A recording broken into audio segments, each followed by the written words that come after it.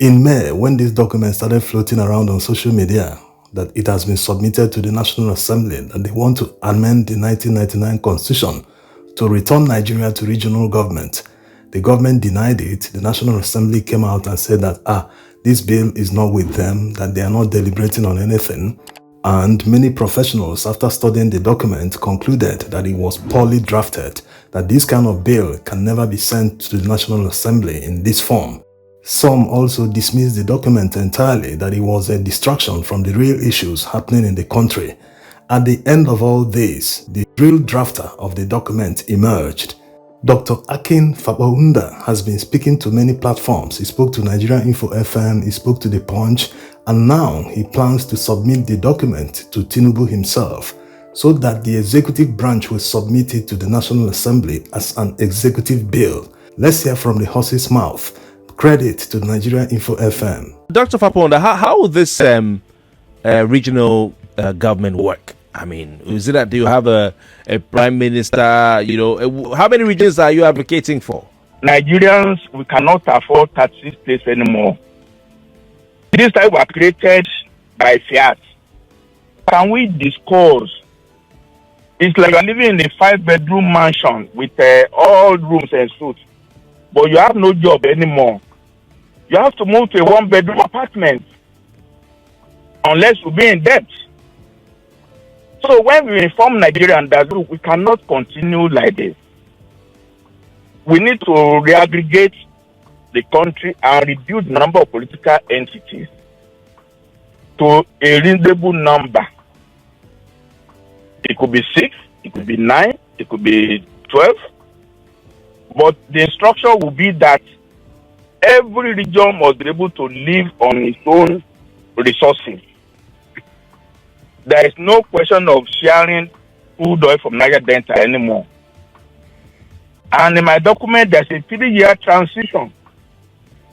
It's not going to be decreed overnight. This 3-year period they talked about simply means that people in executive office positions this time around will still benefit from the new system. That means their tenures wouldn't count. Think of it like people who held executive office positions during the Second Republic, and after the military terminated the Second Republic, we entered into a Third or Fourth Republic. These people could recontest because everything changed, the constitution changed, although it never happened, but this time around it's going to happen because it's actually a change of system and constitution. Nigeria will be moving from the presidential system of government modeled after the US back to the parliamentary system of government handed over to Nigerians during independence. We practiced the parliamentary system of government only during the First Republic. After the Civil War and the subsequent military regimes, they changed the constitution and the system of government to that of a presidential system modeled after the US. This regional government bill they are proposing is modeled after the South Africa system. In South Africa, they vote for parliamentarians. They don't vote for the president directly. When the parliamentarians are elected, they will now vote for the president. So this constitutional amendment, if it succeeds, it will effectively remove that power from citizens to vote for the president directly. That power will now rest with the parliamentarians they elect. Now, let's see how they will achieve this constitutional amendment. It's very difficult these days to analyze legal issues because of the precedents set by the courts during the election litigation last year. But nevertheless, constitutional amendments require getting 2/3 from the state's House of Assembly before it can become law. So the fact that Tinubu controls the National Assembly doesn't end there. They must go to the states whenever they want to make a constitutional amendment. Maybe that's why they are looking at repealing the decree that set up the 1999 Constitution in the first place. When the military handed over to civilians in 1999, all the decrees passed by the military became acts of the National Assembly. So since they've become acts of the National Assembly, the same National Assembly can amend them or repeal them. Yes, they are coming from that angle, and since they are controlling everything, all arms of government are loyal to one man, they can achieve this. And if they achieve this, it will make Tinubu stay in power for up to 16 years. Yes, that's counting this term, which is already 4 years, and the next 2 terms, that will be 12 years in the new constitution. They will make sure he qualifies so that he will contest and stay in office nearly indefinitely. If this happens, it will be the second coup one man is committing against the people of Nigeria. Despite the fact that regional government sounds very good, in fact, it is what is practiced in many developed economies in America, in many places. Nigerians deserve that. It will spur serious development. In fact, the advantages far outweigh the disadvantages. That's if there are disadvantages in the first place. But Nigerians must resist this because the constitution cannot be amended because of one man. You don't do that. Presenting this bill as an executive bill to the National Assembly means that it's just a matter of time before they pass it. No executive bill that Tinubu presented to this current National Assembly have failed to pass. So if Dr. Akin submits this bill to Tinubu like he promised the Punch newspaper reporter, that means Nigerians must resist. The resistance must be focused on the National Assembly to do either of two things. One, either they disqualify all current office holders to be ineligible to contest for election in the next election cycle, or they reduce the tenure to a single tenure, no double tenure for anyone. Yes, it makes it a selfish venture for someone to be in office and amend the constitution and still benefit from the amended constitution, giving himself 3 terms in office. That's unacceptable. All amendments to the constitution or even ordinary laws must be in the national interest to promote peace and unity of Nigerians. Not to amend the constitution for a few people or one man to benefit is unacceptable.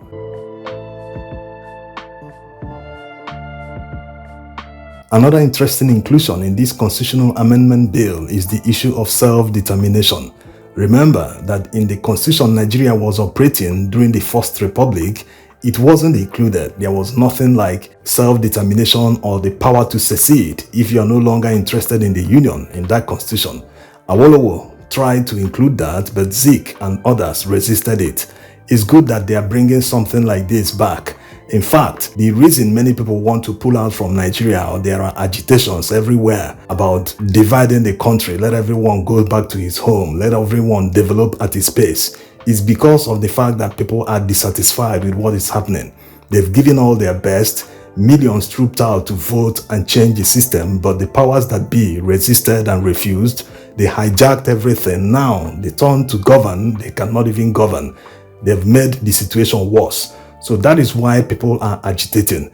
But if Nigeria is working perfectly the way it's supposed to work, you will see unity. You will see people being proud of the country. You will see that love. Hey, I want to belong here. I want to be part of this. Everyone loves success. So that is the reason. Even if this constitutional amendment passes and it becomes law during the next election cycle, you will see that even without power to secede, to leave the union, if you're no longer interested in the country called Nigeria, you will see that no such thing will arise because every region will be controlling their resources and paying taxes to the federal government. So people will hold their regional government to account because they are controlling majority of their wealth. The reason everyone is blaming the federal government, not just because they are making policies, they are the ones determining economic policies in Nigeria, monetary policy, everything. So practically responsible for the hardship going on right now. The other reason is that they control majority of the wealth and it is distributed disproportionately in a way that people who generate the wealth, like in Niger Delta, they don't receive a commensurate amount because they are the ones generating the wealth. So the only other reason why people might want to secede from the union in the future is if they develop quickly. That means they become a first world country in the next few decades. That will mean that many other Nigerians will be moving to that region en masse, and it will reach to an extent where they will say, we can no longer control the migration. In fact, we want to pull out since we are doing better for ourselves. So in that case, there might be a situation where some people will say, let's leave this union. There's nothing we are gaining. That 20% tax we are paying to the center, we'll just keep it for ourselves. After all, we've developed our region. Anyway, whatever happens, remember that constitutional amendments, regional government, self-determination, getting your own country and everything is not the solution to good governance. If the same people, corrupt politicians that are operating in Nigeria of today, the same people move into regions and start their corrupt ways, start stealing government funds, we will still be in the same situation. That's why we must remove all selfish interests in the amendment so that it will be a movement for national interest. Of course, they said that after all the amendments, that there will be a referendum so that people can either approve the constitution or say no, that they don't want the regional government. So let's see how it goes. Thanks for watching.